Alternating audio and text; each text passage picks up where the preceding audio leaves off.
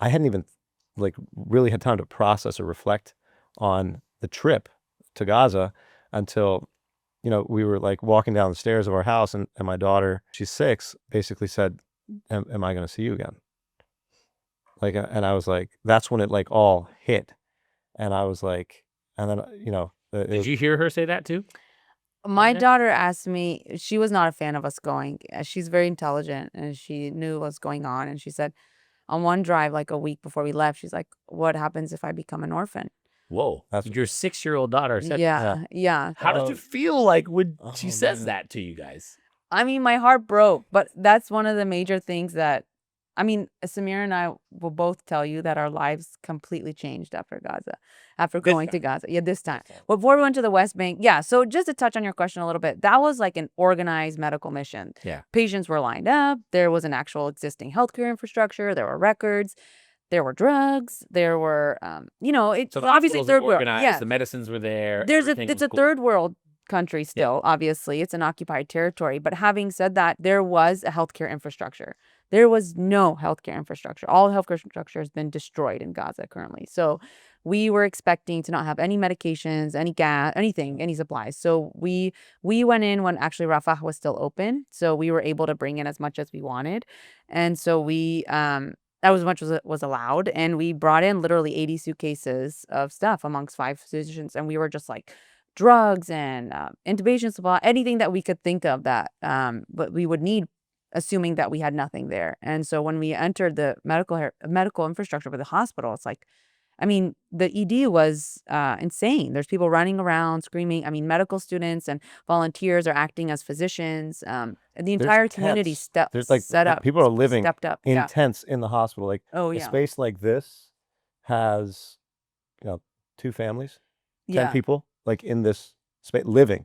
That's their living quarters. Yeah, the entire hospital turned into a displacement camp because the hospital could provide, there was bathrooms, there was water, there was utilities. And so all these strangers, I think, how many people were there? What is Almost 30,000. 30,000 people living in in the hospital? In and outside the hospital. 232 hospitals. So the hallways were turned into homes. People had taken all the sheets from the beds and had hung them up and formed rooms out of them. And it was impossible to find hallways or find yourself because you're just like literally walking in between sheets the entire hospital. And then outside the hospital was all tents set up. So all the mattresses of the patients were just wires because all the sheets were gone, the mattresses were gone. They were all taken from displaced people.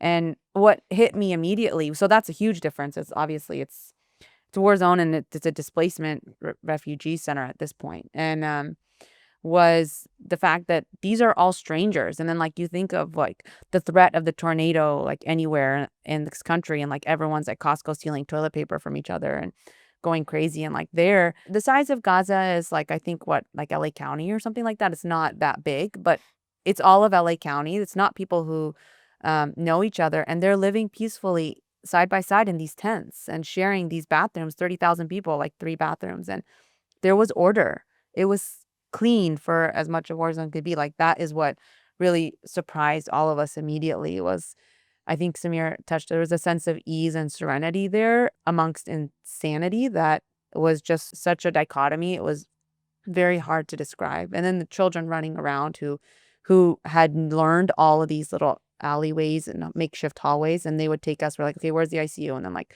our gang of 10 kids would just wait outside the OR for us and take us to the ICU.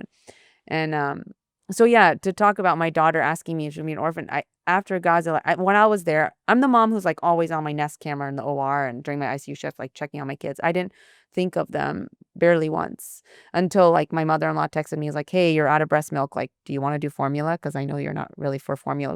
We were there an extra week than we expected. Oh yeah. And I was like, oh, kids here like don't have anything. I don't care. Give him whatever he'll drink. So, but beyond that, like I didn't think of my kids once. And did you feel bad for not thinking of them? No, because I was at that moment being a mother to these children that were there. A lot of them were orphans. A lot of them had mothers who were like stressed thinking about like, where are they going to get the next meal? A lot of them couldn't find their family members, and they were just seeking what you and I are trying to give to our kids every day, like security, safety, and we provided that for them. And that's something when I came back that I really hope I never forget is like, once you become a mother, you're a mother to every child in the world, I feel, is what I took away from that. And that also at the end of the day, my children don't really belong to me. Like if something happened to me, that they're gonna be to the rest of the world at that point. And I feel really changed since then because I was a really overbearing psycho mom before I left.